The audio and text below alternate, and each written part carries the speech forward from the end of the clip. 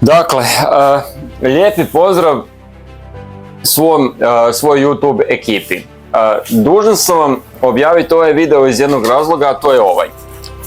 Ovo ovdje što vidite u mojim rukama, da vam sad ne pokazujem previše, ovo vam smijem pokazati. Ovo je znači kazna koju sam dobio od strane Državnog inspektorata prošle godine u 11. mjesecu kad su me uhvatili da radim na crno. Kao što vidite, nije jedna, nego je 3. Sama kazna je zakonski minimum, 200 eura, odnosno 133, 15 eura su troškovi. I ono što me najviše boli je ovo, a to vam je, piše u opisu kazne, oduzimanje imovinske koristi u iznosu od 980 eura.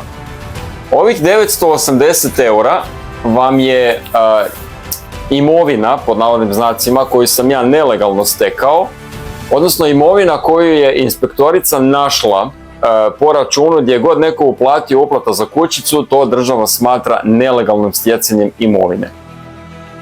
Ja bih i to platio, no međutim kad se sve zajedno zbroji kazna je oko 1300 eura i ja zaista nemam novaca da to platim i uložit ću žalbu na tu odluku.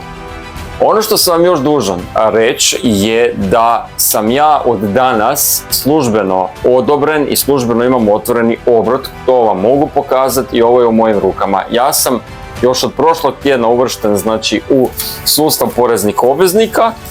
Dobio sam danas službeni žiro račun u Erste banci koji će mi služiti za uplate preko Ko-fi platforme i ostalih i koja će služiti između ostalog i za uplate kućica i tako dalje i tako dalje. Tako da meni nikad, niti u interesu, niti u cilju nije bilo da radim protuzakonito. Ja sam prošle godine, početkom godine i krajem godine pokušavao da otvorim obrt ili bilo što drugo. Uvijek sam bio odbijen pod izrikom da nemam školu.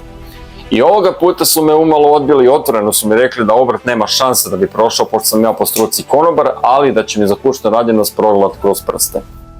Ja sam im obećao i stojim iza toga, ako bilo kakav tečaj za stolariju bude bio, ja ću ga završiti tek toliko da ga imam u papiru, da ne bi eventualno došao nekakve dodatne probleme.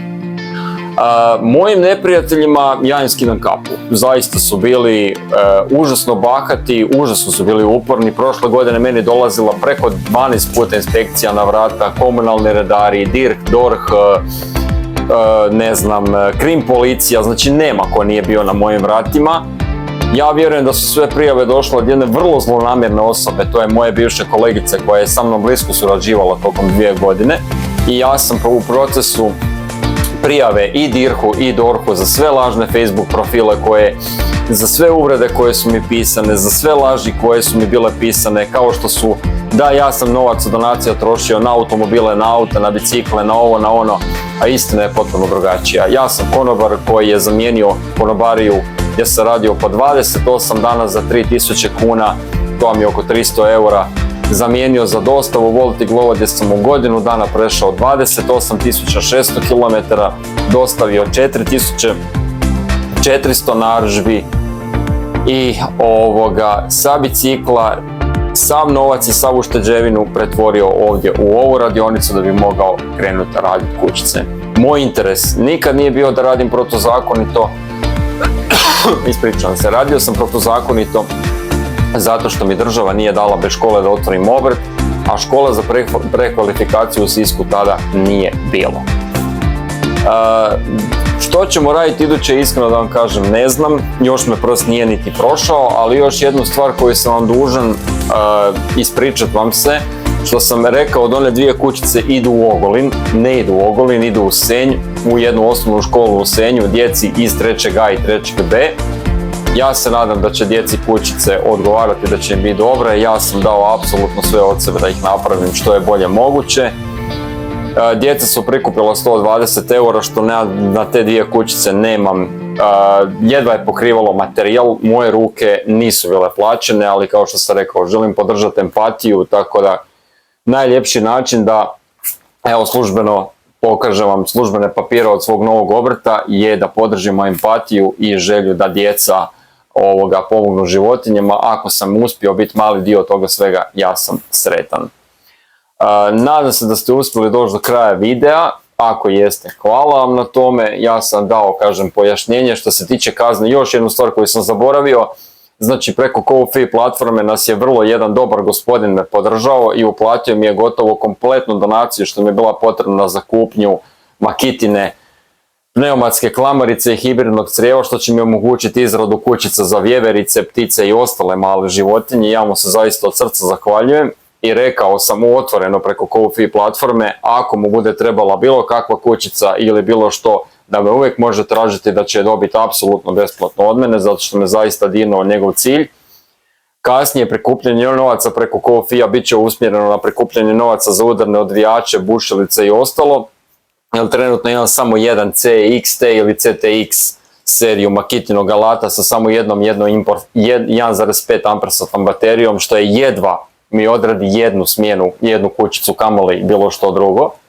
A sa profesionalnim alatom je drastično lakše raditi nego sa hobi alatom i ovaj alat što vidite ovdje sad u radionici je čudo u odnosu na ono što sam krenuo. Krenuo sam sa Angelom, krenuo sam sa zaista, prvenstveni udarni odvijači su mi bili Parkside-ovi, znači sav Parkside alat mi se pokvario i onda sam ga ja uspio nekako uz pomoć oca i majke koja je pazila na životinje unaprijediti ovu radionicu i dovesti je u nekakvo stanje u kojem danas je.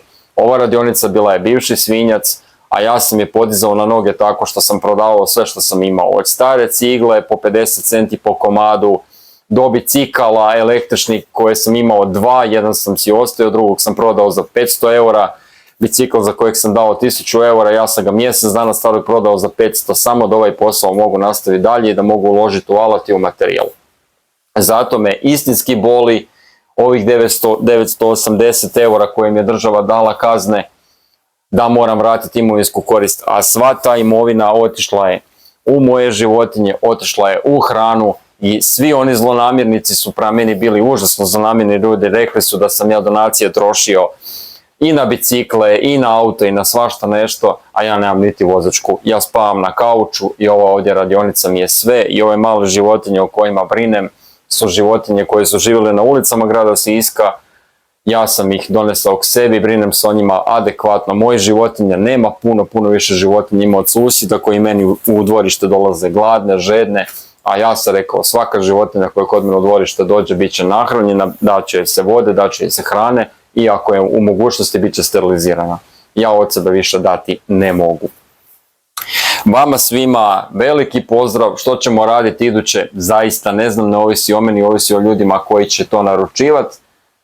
Vama svima hvala na pratnji, podržite slobodno svaki video, svaki like, svaki share, svaki komentar meni znači apsolutni život i mi se gledamo u nekakvim novim videima gdje ću konačno bez ikakve brige i grižne savjesti nastaviti ovaj svoj biznis i posao dalje, kompletno legaliziran, kao konobar koji je zamijenio tacnu za bicikl i dostavu, a bicikl i dostavu za drvo. Bez ikakvog iskustva učio se sve apsolutno sam i uspio izbaciti do sada 180 vrlo respektabilnih radova kojih se ne bi posramili niti školovani i pravi stručni majstori.